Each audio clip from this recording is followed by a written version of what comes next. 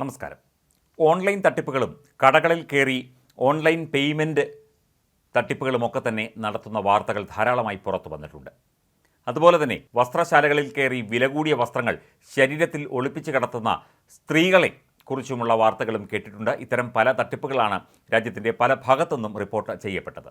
പക്ഷേ അതിലും വ്യത്യസ്തമായ ഒരു റിപ്പോർട്ടാണ് ഇപ്പോൾ തെലങ്കാനയിൽ നിന്ന് പുറത്തു വരുന്നത്. സാധാരണ ഉപഭോക്താക്കളെ പോലെ കടകളിൽ എത്തി സാധനം വാങ്ങും. ഏതാനും യുവാക്കളാണ് ഇത് ചെയ്യുന്നത്. സാധനങ്ങൾ പരിധി വേണ്ട സാധനങ്ങൾ തീരുമാനിച്ച ശേഷം ബില്ല് ചെയ്ത് പണം കൊടുക്കാൻ ക്യാഷ് കൗണ്ടറിൽ എത്തുമ്പോൾ UPI പേയ്മെൻ്റ് ആണെന്ന് ക്യാഷ്യറോട് പറയും. QR കോഡ് കാണിച്ചു കൊടുക്കും, സ്കാൻ ചെയ്യും. പണം കിട്ടിയതായുള്ള അറിയിപ്പ് കടയിലെ ജീവനക്കാർക്ക് കിട്ടുകയും ചെയ്യും. പിന്നാലെ സാധനങ്ങൾ കൊടുത്തുവിട്ടു. എന്നാൽ വൻ തട്ടിപ്പാണ് നടന്നത് എന്ന് മനസ്സിലായത് ദിവസങ്ങൾക്ക് ശേഷമായിരുന്നു. അന്വേഷിച്ചപ്പോൾ ഒരേ ഗൃഹോപകരണ വിൽപ്പന ശൃംഖലയുടെ പല ശാഖകളിൽ നിന്ന് ഇതേ സംഘം സാധനങ്ങൾ വാങ്ങിയെന്ന് മനസ്സിലായി. ഏകദേശം 4 കോടിയോളം രൂപയുടെ സാധനങ്ങൾ ഇങ്ങനെ വാങ്ങിക്കൂട്ടിയത്രേ. തട്ടിപ്പ് നടത്തിയ ശേഷം ഇവയെല്ലാം മറ്റുള്ളവർക്ക് വിറ്റ് പണം വാങ്ങുന്ന രീതിയായിരുന്നു ഈ യുവാക്കൾ അവലംബിച്ചിരുന്നത്. ഹൈദരാബാദിലാണ് ഇതുവരെ കേട്ടിട്ടില്ലാത്ത ഇത്തരമൊരു തട്ടിപ്പ് വൻതോതിൽ അരങ്ങേറിയത്.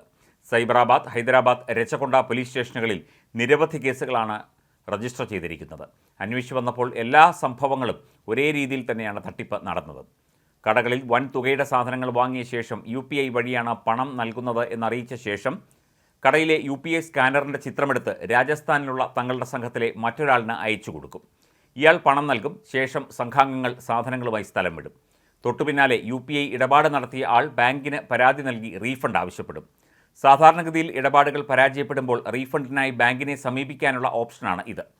ബാങ്കിനെ വിശ്വസിപ്പിക്കുന്ന തരത്തിൽ വ്യാജ പരാതി നൽകും. അതിലൂടെ പണം റീഫണ്ട് ചെയ്ത് വാങ്ങുകയുമാണ് ഈ തട്ടിപ്പുകാർ ചെയ്തിരുന്നത് എന്ന് പോലീസ് കണ്ടെത്തി. ഇതോടെ സാധനങ്ങളുമായി സംഘം കടയിൽ നിന്നിറങ്ങി കുറച്ച് കഴിയുമ്പോൾ തന്നെ പണവും തിരികെ വാങ്ങും. കടയിൽ നിന്ന് കിട്ടിയ സാധനങ്ങൾ മറിച്ചു വിൽക്കുകയും ചെയ്യും. പ്രമുഖ ഇലക്ട്രോണിക്സ് വ്യാപാര ശൃംഖലയായ ബജാജ് ഇലക്ട്രോണിക്സിൻ്റെ വിവിധ കടകളിലാണ് തട്ടിപ്പ് സംഘം ഇത്തരം തട്ടിപ്പ് നടത്തിയത്.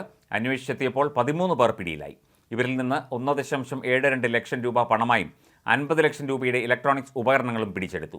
പിടിയിലായ എല്ലാവരും 20നും 25നും ഇടയിൽ പ്രായമുള്ള യുവാക്കളാണ്. ചിലർ ഹൈദരാബാദിലും ചിലർ രാജസ്ഥാനിലും ഇരുന്നാണ് ഈ ഓപ്പറേഷൻ നടത്തിയിരുന്നത്.